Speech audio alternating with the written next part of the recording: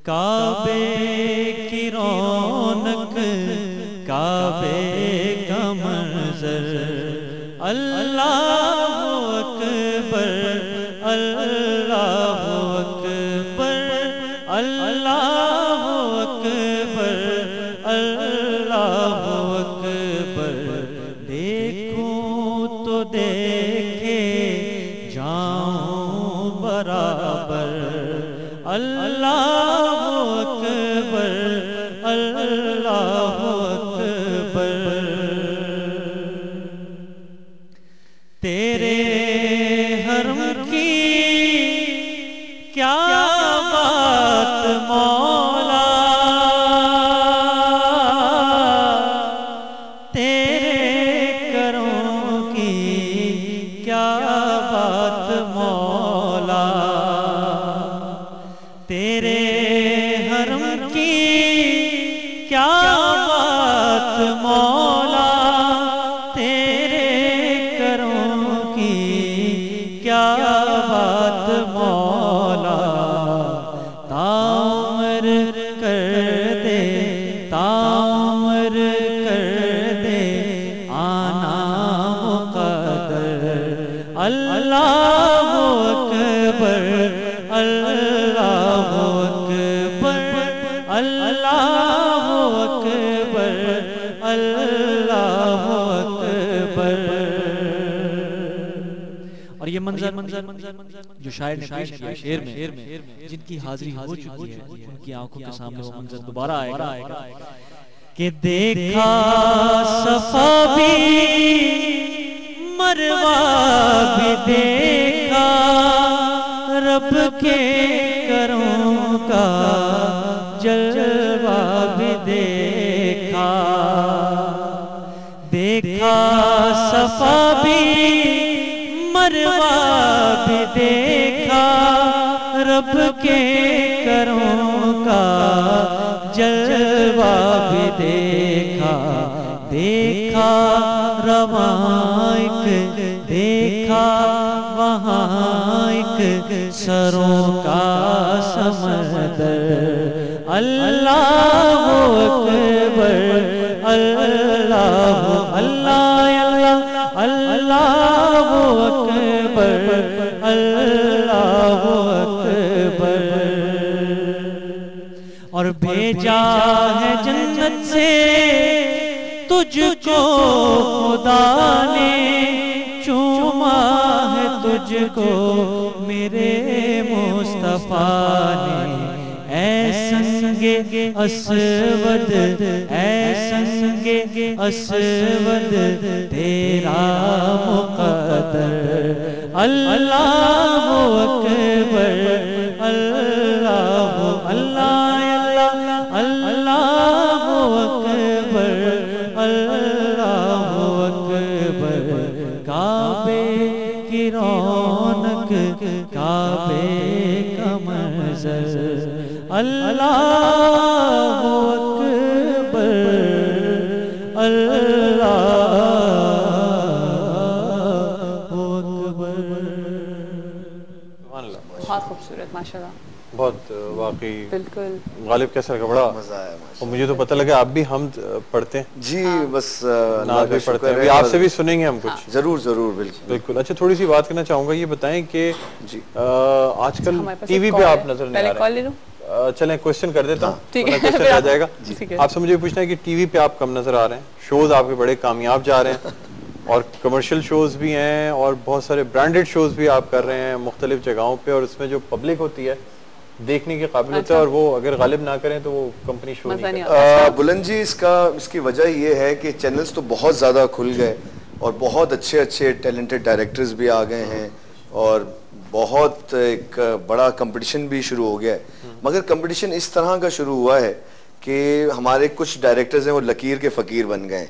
For instance, अगर एक दो शख्स किसी चैनल पे आए नज़र और उनका प्रोग्राम क्लिक हो जाए तो everyone wants to go for them, ये मसला। और यहाँ तक आप ये देखें कि एक हमारे दोस्त हैं तो उनको एक जो ड्रामा बनाना है, ठीक है। अब उस डायरेक्टर से मैंने ये पूछा कि आपने कौन कौन से आर्टिस्ट इस ड्रामे के लिए जो है वो सोचे हैं, तो वो डायरेक्टर ये कहने लगा ये हमारे हाथ में तो नहीं है, ये तो हमें वही बताएंगे, प्रोड्यूसर बताएंगे कि हम किस किस को डालें। तो अब जब मेरे अब्बा फिल्में बनाते थे, अल्लाह का शुक्र है सैयद कमाल साहब 250 से ज्यादा फीचर फिल्म्स में एज ए हीरो काम किया, 34 से ज्यादा अपनी होम प्रोडक्शन कमाल फिल्म्स, बड़ी बड़ी फिल्में बनाई। जी बिल्कुल। अस्सलाम वालेकुम। वालेकुम सलाम व रहमतुल्लाह। मेरठ से बाजी गुलाम हैदर बोल रहा हूँ। जी गुलाम हैदर साहब, क्या हाल है? खैरियत से? खुशामदीद करते हैं जी आपको नियमत इफ्तार की ट्रांसमिशन में, क्या कहेंगे? खुदा आपको खुश रखे, सलामत रखे, और वाइफ को खुदा और हिम्मत दे ऐसे प्रोग्राम। शुक्रिया जी, आमीन आमीन, बहुत बहुत शुक्रिया। गालिब कमाल बैठे हैं, कुछ बात करना चाहेंगे? मुफ्ती साहब बैठे हैं। ये मैं आपका सारा प्रोग्राम देख रहा था। जी जी माशाल्लाह, आज लाइट भी कभी कभी चली जाती है, अभी पता नहीं है। सर ये जो रोजे की बात कर रहे थे, आलम दीन है, मैं तो ये कहूँगा माजरत के साथ सर, मौलवियों ने तो मजहब की बात करके सारा माहौल बिगाड़ दिया है। एक कहता है अजान पर रोजा खोला जाइए, एक कहता है 2 मिनट के अजान के बाद खोला जाइए, नहीं तो ये मकरूह हो जाता। असल में ये बात नहीं है, ये एक दिल की बात है। इंसान इरादे को मजबूत करें। और ये जो महीना है हमारे लिए बख्शिश का महीना है। डॉक्टर इकबाल साहब, जी जी बिल्कुल बिल्कुल, जी हम अल्लाह पर ये एहसान नहीं करते हैं, वो रोजा रखते हैं, किसी को बताते हैं। अगर ये 2 मिनट के बाद या 5 मिनट के बाद रोजा खोला जाएगा तो कैसे मकरूह हो जाएगा? ये तो अल्लाह के लिए रोजा है, रोजा बिल्कुल सही बात।